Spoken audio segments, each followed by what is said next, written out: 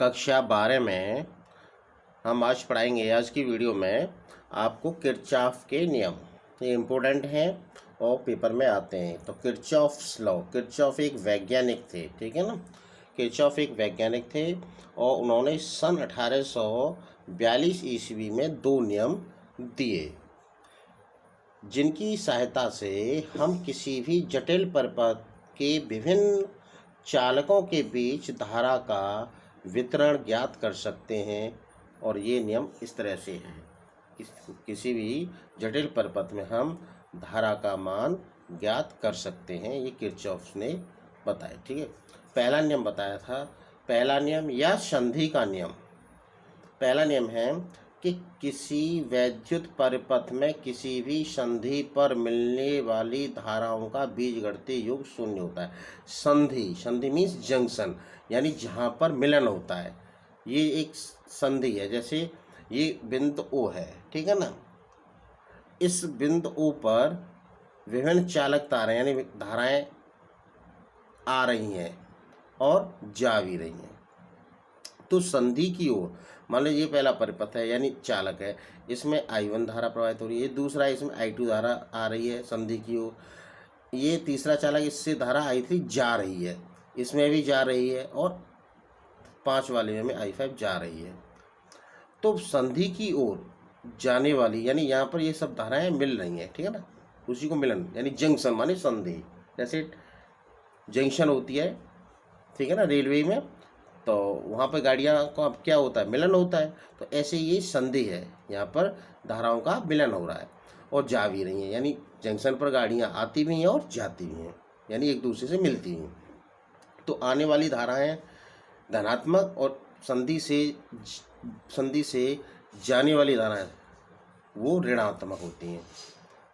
अर्थात हम इसको बोल सकते हैं सिग्मा आई इक्वल टू 0, यानी किसी वैद्युत परिपथ में किसी भी संधि पर मिलने वाली धाराओं का बीजगणितीय योग शून्य होता है। अर्थात sigma I equal to 0 sigma योग को दर्शाता है।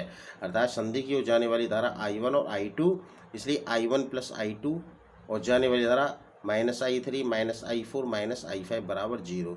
अर्थात I1 प्लस I2 बराबर, इनको पक्षांतर कर इधर ले गए, I3 plus I4 plus I5 plus के हुए।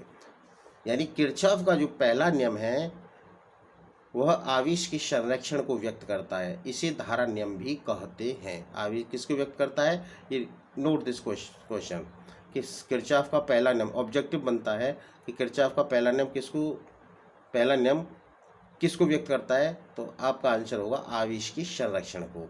या किरचॉफ का पहला नियम क्या कहलाता है, तो ये धारा का नियम भी कहते हैं इसको, ठीक है। 2 ऑब्जेक्टिव क्वेश्चंस भी बनते हैं इसमें।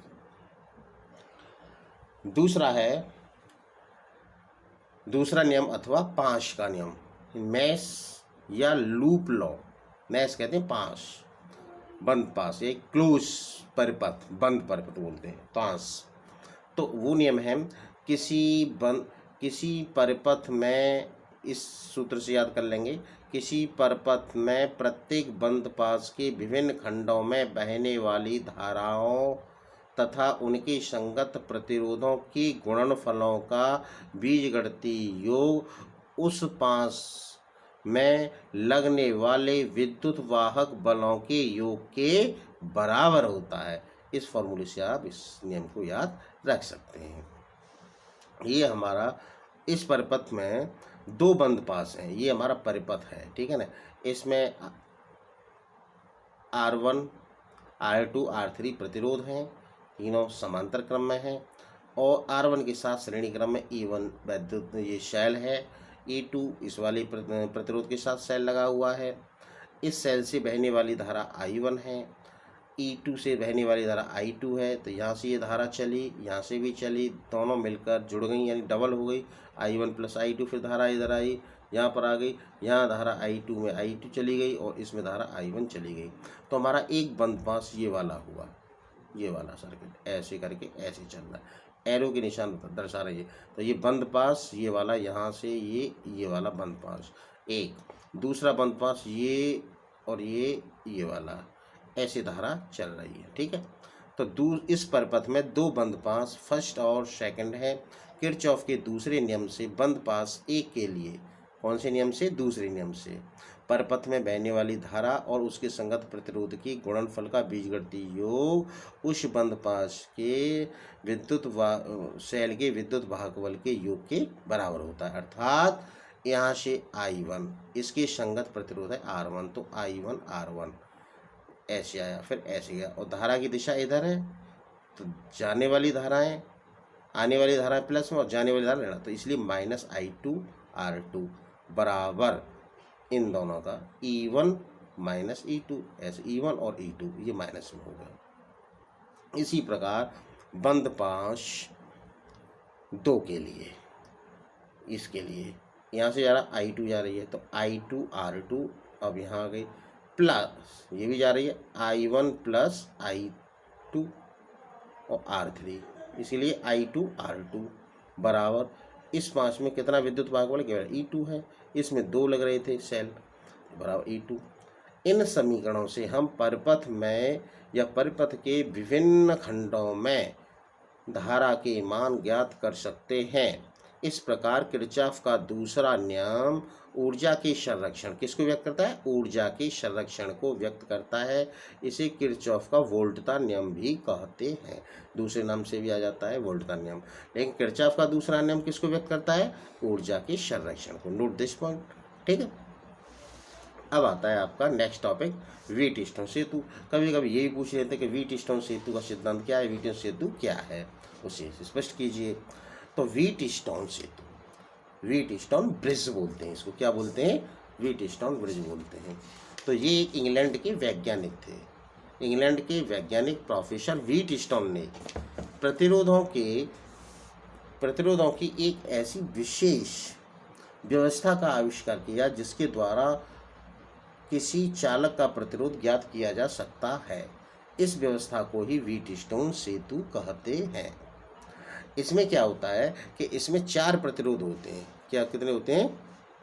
इसमें 4 प्रतिरोधों को श्रेणी क्रम में जोड़कर एक चतुर्भुज बनाते हैं। 4 प्रतिरोध हैं, जैसे P, Q, R, S, और एक समांतर चतुर्भुज बनाते हैं, ठीक है।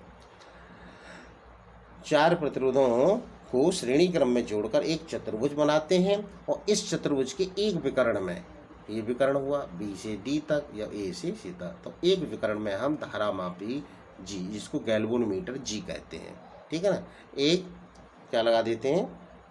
धारामापी।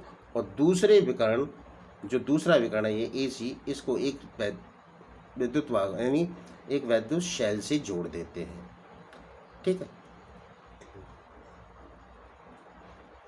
अब इन प्रतिरोधों की मान, अब मैंने लिखा है कि माना 4 प्रतिरोध P, Q, R, S, ये प्रतिरोध है, जैसे व्हीटस्टोन सेतु होती है। और व्हीटस्टोन सेतु क्या बोलता है कि यदि चतुर्भुज की, नियम क्या है? यदि चतुर्भुज की चारों भुजाओं के प्रतिरोधों को इस प्रकार समायोजित किया जाए कि सेल द्वारा सेतु में वैद्युत धारा प्रवाहित करने पर धारामापी में कोई विक्षेप न हो, तो सेतु संतुलित कहा जाता है। इस दशा में चतुर्भुज की किन्हीं 2 संलग्न भुजाओं के प्रतिरोधों का अनुपात शेष 2 संलग्न भुजाओं में लगे प्रतिरोधों के अनुपात के बराबर होता है। ये P, Q, R, S समांतर चतुर्भुज के रूप में 4 प्रतिरोध हैं। इनको समांतर चतुर्भुज की भुजाओं के रूप में जोड़ा गया है। इनकी संलग्न भुजाएं यानी इससे जुड़ी हुई, P के साथ Q जुड़ी हुई है, तो संलग्न भुजाओं के प्रतिरोधों का अनुपात दूसरे संलग्न भुजाओं के प्रतिरोधों के अनुपात के बराबर होता है। यदि सेतु संतुलित है तो बीच वाले जो विकर्ण है इसमें कोई विक्षेप नहीं आता, तब कहा जाता है कि सेतु संतुलित होता है। अब इस फॉर्मूले को प्रूफ करना कि माना के 4 प्रतिरोध P, Q, R, S चतुर्भुज ABCD की 4 भुजाओं के रूप में जुड़े हैं।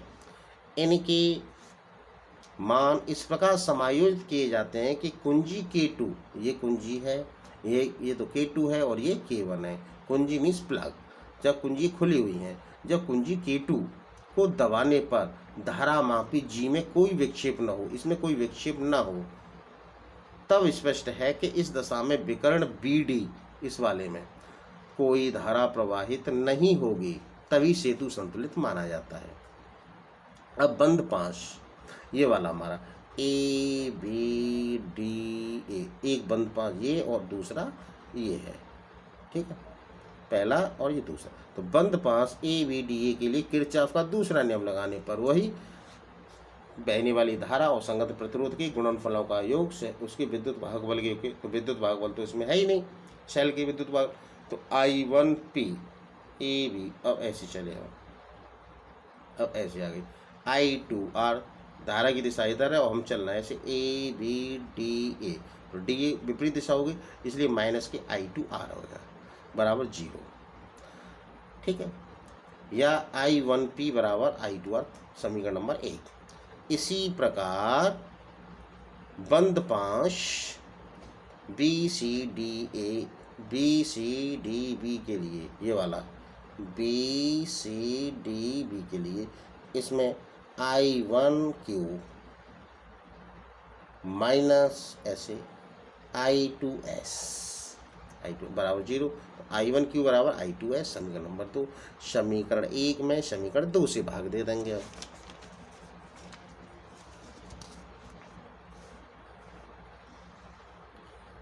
तो समीकरण 1 में समीकरण 2 से भाग देने पर I1P बराबर बटे I2P बराबर I2R अपॉन I2S, तो I1P बटे I1Q,